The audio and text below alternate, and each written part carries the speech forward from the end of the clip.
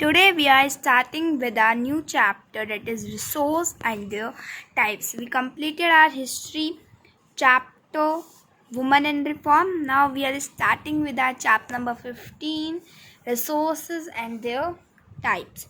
Resources and their value or importance. What is a resource? How does it become valuable? So resource can be described in many ways. You can describe resource in many ways. They have existed on the earth from prehistoric days, but men didn't have the tools nor the technology to use them. यानी resources तो अर्थ पे बहुत पहले से हैं, लेकिन पहले के टाइम पे हम ह्यूमंस के पास वो टेक्नोलॉजी नहीं थी, वो टूल्स नहीं थे कि हम उनका यूज़ कर सकें. If we look around us and examine the things we use, अगर हम हमारे चारों ओर देखो और जो चीज़ें आप देखो कि आप क्या चीज़ें यूज़ करते हो, like the food we eat, the clothes we wear, the transport we use, the means of entertainment, etc. are obtained from a resource available in nature and in our environment. We are not using them in their original form. हमें ये जो जितनी भी चीज़ें हैं, चाहे वो कपड़े हो गए, खाना हो गया, ट्रांसपोर्ट हो गया, ये सारी चीज़ें हमें कहाँ से मिलती हैं? ये सब चीज़ें हमें एनवायरनमेंट और नेचर के किसी रिसोर्स से ही मिलती है, ऑब्टेन होती हैं, लेकिन हम उन्हें उनकी ओरिजिनल फॉर्म में यूज़ यू कैन से नहीं करते. Man needs have made him use more and more materials for his purpose. Okay, he is constantly turning new materials into resource by using advanced technology. यानी man जो है, इंसान जो है, वो डेली कॉन्स्टेंटली मीन्स लगातार वो नए नए मटीरियल्स को रिसोर्स में बदल रहा है with the by using advance technology. अब आपके मन में सवाल आएगा, व्हाट इज़ रिसोर्स? रिसोर्स की डेफिनेशन क्या है? तो here is the definition, anything that is useful और has a value is a resource. कोई भी चीज़ जो आपकी यूजफुल है और उसकी कोई वैल्यू है, वो हो गया आपका resource. A car, a television, a computer, तो all are resource obtain by the use of technology. Like car का भी अपना एक यूज़ है, उसे आप यूज़ करते हैं, टेलीविज़न को भी आप यूज़ करते हैं, कंप्यूटर को भी आप यूज़ कर सकते हैं. और इन तीनों चीज़ों की आपकी वैल्यू है, तो ये सारी क्या हो गए? आपके रिसोर्स हो गए, जो हमें किससे मिल रहे हैं? टेक्नोलॉजी से मिल रहे हैं. Even a human being is a resource. यहाँ तक कि एक जो ह्यूमन बींग है, यानी एक इंसान जो होता है, वो भी एक रिसोर्स होता है. कैसे? एक टीचर हो गया, एक डॉक्टर हो गया, एक इंजीनियर हो गया, है ना, या फिर आपका कोई, ये सब है, चाहे like me, teacher, doctor, engineer, ये सब क्या है? सर्वमैन है. As they have such as such they have utility and value and thus are human resource. यानी इनकी बात करें, अगर हम डॉक्टर की बात करूँ, अगर मैं इंजीनियर की बात करूँ, अगर मैं टीचर की बात करूँ, इनकी अपनी एक यूटिलिटी है, एक यूजेबिलिटी, इनका अपना एक यूज़ है. एक डॉक्टर जो है वो पेशेंट्स के काम आते हैं, पेशेंट्स का इलाज करते हैं, है ना. एक टीचर स्टूडेंट्स का, यस, एक टीचर स्टूडेंट्स को पढ़ाते हैं. सो इस तरह से सबकी अपनी एक यूटिलिटी भी है. यस और नो? यस, इनकी वैल्यू भी है. तो ये क्या हो गई? रिसोर्स हो गए. कौन से resource? Human resource. Thus, any material which is a part of our environment, a part of our earth, if it can be useful to man, is a resource. कोई भी चीज़ हमारे environment का पार्ट है या फिर हमारी अर्थ का पार्ट है, वो और उसे हम यूज़ कर सकते हैं, वो गए रिसोर्स. एग्जाम्पल के लिए एक रिवर है, वो यूज़फुल है ना. River is useful, river becomes useful. कैसे? क्योंकि हम जो ह्यूमन बींग है, हम उसे इरीगेशन के लिए यूज़ करते हैं. इरीगेशन समझते हैं ना, मतलब इरीगेट अपने फील्ड्स वगैरह, खेतों वगैरह को पानी देने के लिए इरीगेशन, यू कैन से इरीगेशन के लिए यूज़ करते हैं, पावर के लिए, नेविगेशन के लिए यूज़ करते हैं. और river now has a value attach to it. क्योंकि हम रिवर को यूज़ करते हैं फॉर डिफरेंट पर्पजेस, तो रिवर्स की अपनी एक वैल्यू हो गई, अपनी एक यूटिलिटी हो गई, है ना. तो रिवर क्या हो गया हमारा? क्योंकि उसकी एक वैल्यू है, यूटिलिटी, तो रिवर हमारा रिसोर्स हो गया. यस. अब हमने वैल्यू की बात करी, तो वैल्यू जो होती है ना रिसोर्स की, वो 4 तरह की होती है. हमेशा एक तरह की नहीं होती. इकोनॉमिक 4 तरह की होती है. Legal, aesthetic, ethical, economic. Legal value क्या होती है?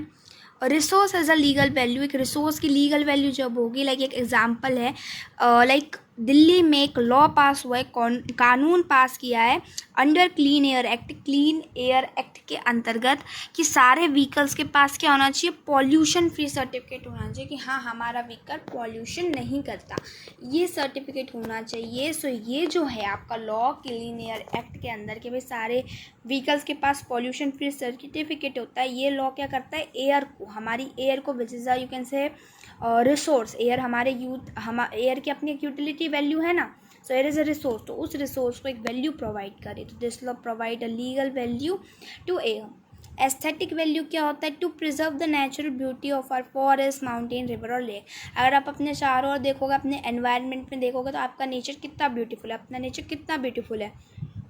यहाँ पे फॉरेस्ट भी आते हैं, माउंटेन्स भी आते हैं, रिवर्स भी आते हैं, लेक्स भी आते हैं, सब हमारे एनवायरनमेंट में आते हैं। इनकी अपनी खुद की ही नेचुरल ब्यूटी है, तो उसको प्रिजर्व करने के लिए हम जो कोशिश करते हैं, हम जो अटैम्प्ट करते हैं, वो क्या करते हैं, हम अपने एनवायरनमेंट हो गया, चाहे फॉरेस्ट हो गया, लेक हो गया, रिवर्स हो गया, माउंटेन्स हो गया, इनकी नेचुरल ब्यूटी को प्रिजर्व करने के लिए हम जो अटैम्प्ट करते हैं, वो क्या करता है, वो इन नेचुरल रिसोर्स को, इनकी जो ब्यूटी है नेचुरल रिसोर्स का, उनको क्या देता है, एक एस्थेटिक वैल्यू देता है। इथिकल वैल्यू क्या होता है, it is associated with moral value. आप कह सकते हो इथिकल वैल्यू किससे एसोसिएट होता है बच्चों, ये मोरल वैल्यू से एसोसिएट होता है with human conduct and behaviour, preserving national park, forest resource, not over exploiting natural reserves is an ethical value. Like हमारा एग्जाम्पल हो गया preserving national park, national parks हो गए, फॉरेस्ट रिसोर्स हो गए, इन्हें प्रिजर्व करना, हमारे नेचुरल रिजर्व्स को ओवर एक्सप्लॉइट, ओवर यूज़ ना करना, ये सब क्या कर रहे हैं, उन्हें एक मोरल वैल्यू, एक एथिकल वैल्यू दे रहे हैं। इकोनॉमिक वैल्यू, कोई भी मटेरियल जो प्रोडक्शन में यूज़ होता है, कोई भी मटेरियल है ना, लाइक प्रोडक्शन में क्या यूज़ होगा, प्रोडक्शन में आपकी मशीन्स यूज़ हो सकते हैं, प्रोडक्शन में आपके प्रोडक्ट्स यूज़ हो सकते हैं। लाइक मुझे किसी इसके बारे में आप क्लास 9 में और डिटेल में पढ़ेंगे, है ना, इकोनॉमिक्स में। बट कोई भी मटेरियल जो आपके प्रोडक्शन में यूज़ होता है, उसकी अपनी इकोनॉमिक वैल्यू होती है। इतना समझ आ गया होगा कि कोई भी मटेरियल जो आपके प्रोडक्शन में यूज़ होता है, उसकी इकोनॉमिक वैल्यू होती है। एग्जाम्पल के लिए providing roads, electricity, better matter of agriculture, all have economic value. आपके रोड हो गए, इलेक्ट्रिसिटी हो गई, बेटर मैटर और एग्रीकल्चर हो गए, इन सब की क्या है, इकोनॉमिक वैल्यू है ना। सो आज के इस इंट्रोडक्टरी वीडियो पार्ट में हमने रिसोर्सेज एंड देयर वैल्यूज़ का किया है। हम ये एक और लास्ट टॉपिक और कर लेते हैं, विच इज़ वेरी शॉर्ट, इतना सही है, that is unequal distribution of resources. It must be mention here that the resource are distributed unequally over the earth. हमारी जो अर्थ है उस पर डिस्ट्रीब्यूटेड हमारे जो रिसोर्सेज हैं वो अनइक्वली डिस्ट्रीब्यूटेड है, ठीक है। Some countries are rich in certain mineral while they are deficient in other minerals। कुछ कंट्रीज़ ऐसे हैं जिनमें कुछ मिनरल्स तो काफ़ी अच्छे क्वांटिटी में मिलते हैं, कुछ की बहुत ही कमी है। Such a thing is common all over the world। The Arabian countries की बात करें, अरेबियन कंट्रीज़ वो ऑयल रिसोर्स में काफ़ी रिच है, लेकिन सॉइल रिसोर्स में काफ़ी पुअर है। ऐसा क्यों है, ये इसलिए है क्योंकि जो रिसोर्सेज होते हैं उनका जो डिस्ट्रीब्यूशन होता है वो अनइक्वल होता है। क्यों होता है अनइक्वल, क्योंकि रिसोर्सेज का डिस्ट्रीब्यूशन डिपेंड करता है upon a number of physical factors. कुछ फिजिकल फैक्टर्स पर डिपेंड करता है। ये तीनों फिजिकल फैक्टर्स आप लर्न कर लीजिएगा, that is your climate, altitude and your what, land, ठीक है। So climate, terrain means land and altitude. Because these factor differ so much over the world, पूरी दुनिया में फैक्टर्स इतने डिफर करते हैं, इसलिए रिसोर्सेज का डिस्ट्रीब्यूशन भी इतना डिफर करता है। ये और करेंगे हम, that is the last topic.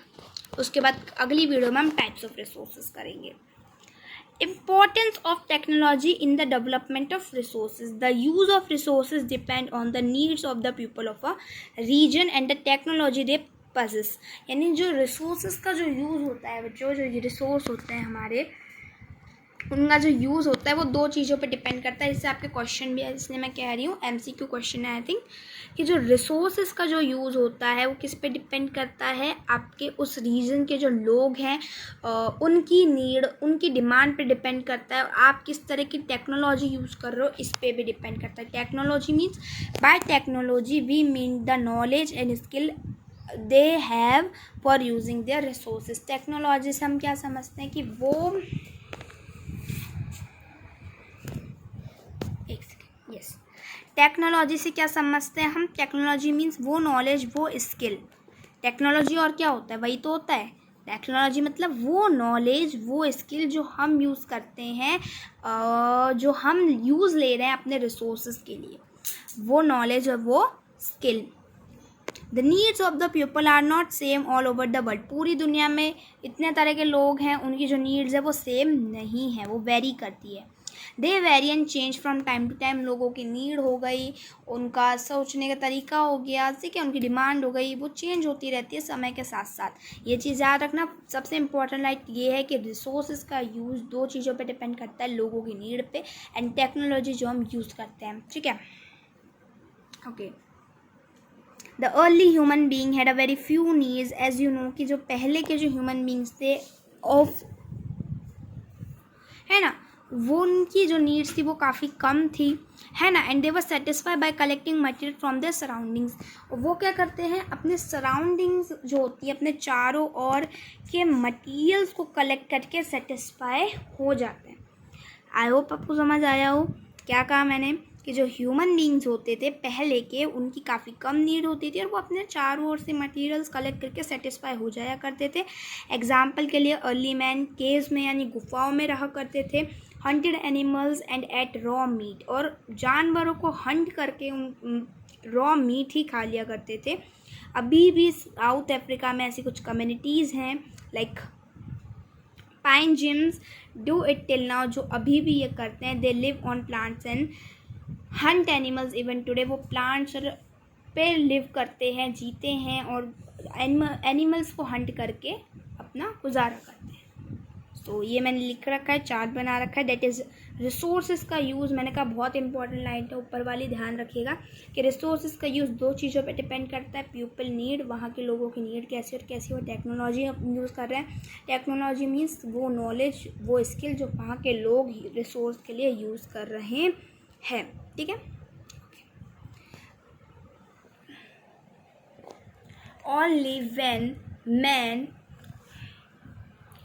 Only when started living a settled life did he start using the resources which were there at the time: land, soil, water, natural vegetation, wildlife, mineral, power, resource, all gifts of nature. ये जितने भी resources है, land हो गया, soil हो गया, water हो गया, नेचुरल वेजिटेशन हो गया, वाइल्ड लाइफ हो गया, मिनरल, पावर, रिसोर्सेज, ये सारे हमें गिफ्ट मिले हैं नेचर से, जो हमारे साथ हमेशा रहेंगे।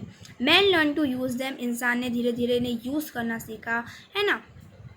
And when he develop technology they became resource, और जब हम इंसानों ने डेवलप कर लिया टेक्नोलॉजी को तो ये सबसे ज़्यादा रिसोर्स बन गई। अगली वीडियो में हम टाइप्स ऑफ रिसोर्सेज, आपके सारे टाइप्स क्लियर कर लेंगे। Thank you.